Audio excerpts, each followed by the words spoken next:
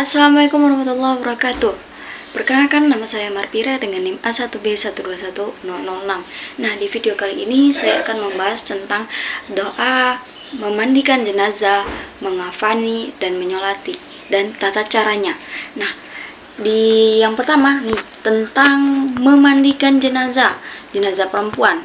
Niatnya yaitu nawaitu ghusla adaan hazil mayyiti lillahi ta'ala, yang berarti aku berniat memandikan untuk memenuhi kewajiban dari wanita ini karena Allah Ta'ala. Yang kedua, niat memandikan jenazah laki-laki. Nawaitu ghusla adaan hazal mayiti lillahi ta'ala, yang berarti aku berniat memandikan untuk memenuhi kewajiban dari pria ini karena Allah Ta'ala. Nah, adapun tata caranya memandikan jenazah ini yaitu yang pertama yaitu membaca niat memandikan terlebih dahulu yang telah saya baca tadi. Yang kedua, meletakkan jenazah dengan kepala agak tinggi di tempat yang disediakan untuk dimandikan. Yang ambil kain penutup dari jenazah dan ganti dengan kain basahan agar auranya tidak terlihat. Yang ketiga, setelah itu bersihkan giginya, lubang hidung, lubang telinga, celah ketiaknya, celah jari, dan kaki serta pandangan. Yang keempat, membersihkan kotoran baik yang keluar dari depan maupun dari belakang terlebih dahulu. Caranya, tekan perutnya perlahan-lahan agar apa yang ada di dalamnya keluar. Yang kelima, siram atau basuh seluruh anggota tubuh jenazah dengan sabun udara. Yang keenam, kemudian siram dengan air yang bersih sambil berniat sesuai dengan jenis kelamin laki-laki tersebut. Yang ketujuh, siram atau basuh dari kepala hingga ujung kaki dengan air bersih. Siram sebelah kanan dan kiri masing-masing 3 kali. Yang ke-8, memiringkan jenazah ke kiri, basuh bagian lambung kanan sebelah belakang. Yang ke-9, memiringkan jenazah ke kanan, basuh bagian lambung kirinya sebelah belakang. Yang ke-10, siram lagi dengan air bersih dari kepala hingga ujung kaki. Yang ke-11, setelah itu siram dengan air kapur barus. Yang ke-12, jenazah kemudian diwudukan seperti orang yang berwudu sebelum sholat. Yang ke-13, mengeringkan tubuh setelah dimandikan dengan handuk sehingga tidak mengeringkan kain kafannya. Selanjutnya yaitu doa mengkafani jenazah. Bacaannya Allahumma tohar hukama toharohadha dufnu wa albishu bibasi takau wajammalhu bidufanin madafantu, yang artinya, ya Allah, sucikanlah jenazah ini dari dosa sebagaimana sucinya kain kafan ini, dan berilah ia pakaian yang layak dengan pakaian takwa, dan indahkan dia dengan pakaian yang aku pakaikan kepadanya. Selanjutnya, cara mengkafani jenazah laki-laki. Bentangkan kain kafan sehelai demi sehelai hingga 3 lapisan nih. Kain yang paling bawah harus lebih lebar dan luas serta setiap lapisan diberi kapur barus. Angkatlah jenazah dalam keadaan tertutup dengan kain dan letakkan di atas kain kafan memanjang, lalu ditaburi wangi-wangian. Tutuplah lubang-lubang, contohnya seperti hidung, telinga, mulut, kubul, dan dubur yang mungkin masih mengeluarkan kotoran dengan kapas. Nah, selanjutnya selimutkan kain kafan pada sisi sebelah kanan terlebih dahulu, barulah disusul bagian kirinya. Lakukan selembar demi selembar dengan cara yang lembut. Kemudian ikatlah dengan tali yang sudah disiapkan sebelumnya di bawah kain kafan, sebaiknya 3 atau 5 ikatan. Jika kain kafan tidak cukup untuk menutupi seluruh badan mayat, maka tutuplah bagian kepala dan kakinya yang terbuka dengan daun kayu, rumput, atau kertas.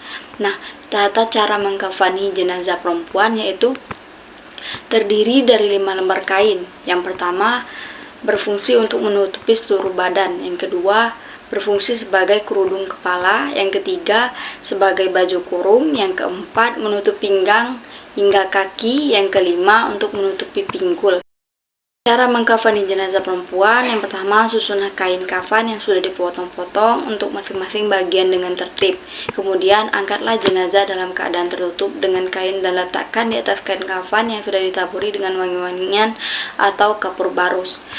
Tutuplah lubang-lubang yang mungkin masih mengeluarkan kotoran dengan kapas. Tutuplah kain pembungkus pada kedua pahanya. Pakaikan sarung, pakaikan baju kurung, dandani rambutnya dengan 3 dandanan. Lalu julurkan ke belakang, pakaikan kerudung, membungkus dengan lembar kain terakhir dengan cara menemukan kedua ujung kain kiri dan kanan lalu digulungkan ke dalam. Ikat dengan tali pengikat yang telah disiapkan.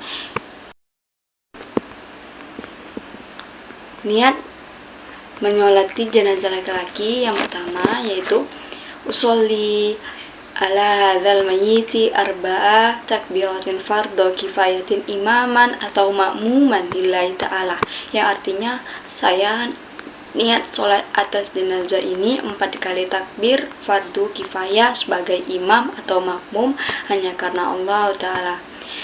Niat untuk jenazah perempuan yaitu sholli ala hazil mayyitati arba'a takbiratin fardhu kifayatin imaman atau makmuman lillahi ta'ala, yang berarti saya niat sholat atas jenazah perempuan ini 4 kali takbir fardu kifayah sebagai imam atau makmum hanya karena Allah Ta'ala. Kedua yaitu berdiri bagi yang mampu sholat jenazah. Yang ketiga, melakukan takbir sebanyak 4 kali termasuk takbiratul ihram. Yang keempat, membaca surat Al-Fatihah setelah takbir pertama. Contohnya, Bismillahirrahmanirrahim. Alhamdulillahirabbil alamin. Arrahmanirrahim. Maliki yaumiddin. Iyyaka na'budu wa iyyaka nasta'in. Ihdinas siratal mustaqim. Siratal ladzina an'amta 'alaihim ghairil maghdubi 'alaihim waladdallin. Amin. Yang berarti dengan menyebut nama Allah yang Maha Pemurah lagi Maha Penyayang, segala puji bagi Allah, Tuhan semesta alam, Maha Pemurah lagi Maha Penyayang, yang menguasai di hari pembalasan. Hanya Engkaulah yang kami sembah dan hanya kepada Engkaulah kami meminta pertolongan.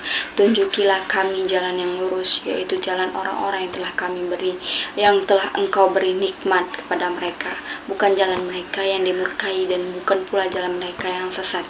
Yang kelima, membaca sholawat Nabi setelah takbir kedua. Contohnya seperti Allahumma sholli ala Muhammad Sayyidina Muhammad wa ala ali Sayyidina Muhammad, yang berartinya ya Allah berilah atas salawat Nabi Muhammad dan atas keluarganya. Yang keenam, mendoakan jenazah setelah takbir ketiga. Selanjutnya yaitu tata cara menyolati jenazah perempuan, yaitu dengan baca Allahumma ighfir laha warhamha wa'afiha wa'fu anha, yang artinya ya Allah ampunilah dia, berilah rahmat dan sejahtera dan maafkanlah dia. Atau bisa membaca dengan bacaan Allahumma ighfir lahu warhamhu wa'afi wa'fu anhu wa'aqimi nuzulahu wa wasi madhalau wahsilhu bil ma'i watsi salji wal baradi wa nakhi minal hayya kama yunaqad sabul abiyadu minan danasi wa abdi ubaran khairan min darihi wa ahlan khairan min ahlihi wa rawjan khairan min zawji wa fitnatal qabri wa azaban nar, yang artinya ya Allah ampunilah dia, kasihanilah dia, Sejahterakan dia dan ampunilah dosa-dosa dan kesalahannya. Hormatilah kedatangannya dan luaskanlah tempat tinggalnya. Bersihkanlah ia dengan air, salju dan embun. Bersihkanlah ia dari segala dosa sebagaimana kain putih yang bersih dari segala kotoran. Dan gantilah baginya rumah yang lebih baik dari rumahnya yang dahulu.